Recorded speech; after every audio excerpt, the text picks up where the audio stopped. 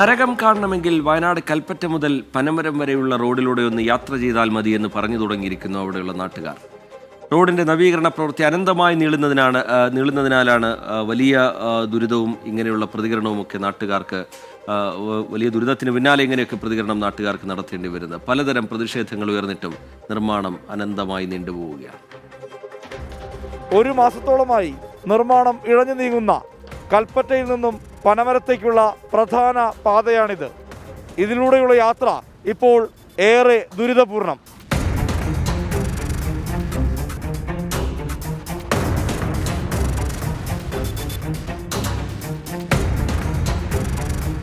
നവീകരണത്തിന്റെ ഭാഗമായി ഈ റോഡ് കുത്തിപ്പൊളിച്ച് മാസങ്ങളായി. ചിലയിടത്ത് നിർമ്മാണം പൂർത്തിയായിട്ടുണ്ട്. എന്നാൽ മറ്റു ചിലയിടത്തെ അവസ്ഥ ഇതാണ്.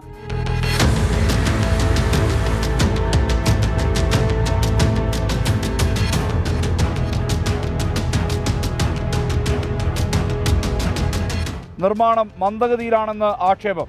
നിർമ്മാണ സാമഗ്രികളുടെ ലഭ്യതക്കുറവ്, ഫണ്ടിന്റെ അപര്യാപ്തത എന്നിവയാണ് നിർമ്മാണം ഇഴയാൻ കാരണമെന്നാണ് സൂചന.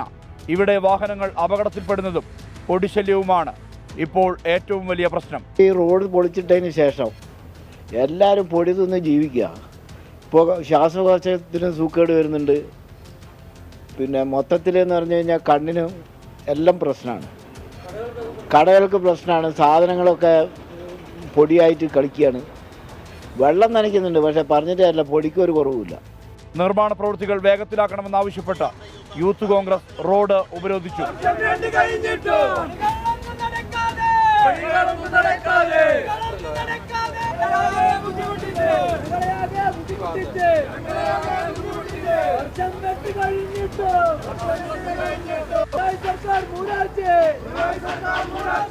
മാനന്തവാടി മെഡിക്കൽ കോളേജിലേക്കടക്കം ആശ്രയിക്കുന്ന വഴിയാണിത്.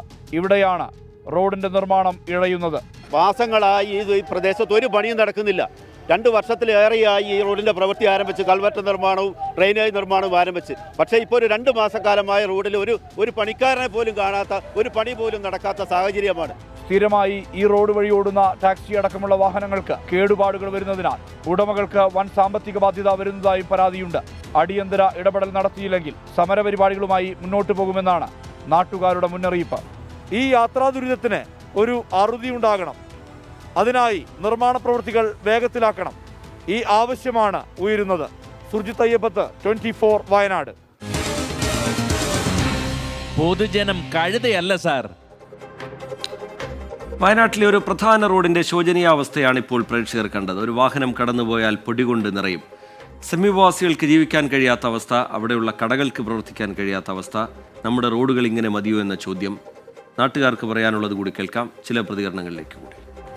മാരകമായിട്ട് പൊടിശല്യമുണ്ട്. അതുകൊണ്ട് കുട്ടികൾക്കും ആളുകൾക്കും ചായക്കട മറ്റുള്ള എല്ലാ കടകളിലും പൊടിയും ആളുകൾ കച്ചവടം വളരെ കുറവാണ്, വളരെ മോശമാണ്. പല തരത്തിൽ അലർജി പോലുള്ള പല രോഗങ്ങളും, ശ്വാസതടസ്സം പോലുള്ള രോഗങ്ങളൊക്കെ വളരെ കൂടുതലായിട്ട് ഇപ്പോൾ കാണുന്നുണ്ട്. ഈ നാട്ടിലുള്ള ഒരുപാട് ജനങ്ങൾക്ക് ഭയങ്കര ഉപദ്രവമാണ്. പൊടി കയറി, ഈ ശ്വാസകോശത്തിൽ പൊടി കയറലും.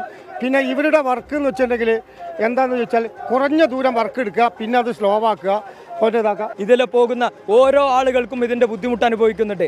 ഇതിന് പലതവണ ഇതിനെതിരെ പല രീതിയിലും PWDയുമായും അതുപോലെ ഉദ്യോഗസ്ഥരുമായും ഞങ്ങൾ ബന്ധപ്പെട്ടപ്പോൾ ഞങ്ങൾക്ക് അറിയാൻ കഴിഞ്ഞത് മെറ്റീരിയൽ ഇല്ല എന്നാണ്. ഈ മെറ്റീരിയൽ ഇല്ലാത്ത ഇത്രയും വലിയ ഒരു സർക്കാരിൻ്റെ കീഴിലുള്ള ഇത്രയും വലിയ ഊരാലെങ്കൽ എന്ന് പറയുന്ന സൊസൈറ്റി മെറ്റീരിയൽ ഇല്ല എന്ന് പറയുമ്പോൾ നമുക്ക് ചിരിയാണ് വരുന്നത്. ഈ വയനാട് ജില്ലയിൽ ഒരു മെഡിക്കൽ കോളേജ് ഉണ്ട്. ആ മെഡിക്കൽ കോളേജ് ഒരു മടക്കൽ കോളേജാണ്. ആ മടക്കൽ കോളേജിൽ നിന്നും ആളുകളെ മടക്കി കോഴിക്കോടേക്ക് റെഫർ ചെയ്യുന്ന സമയത്ത് ഈ ആളുകളെ കൊണ്ടുപോകുന്നത് ഈ റോഡിലൂടെയാണ്.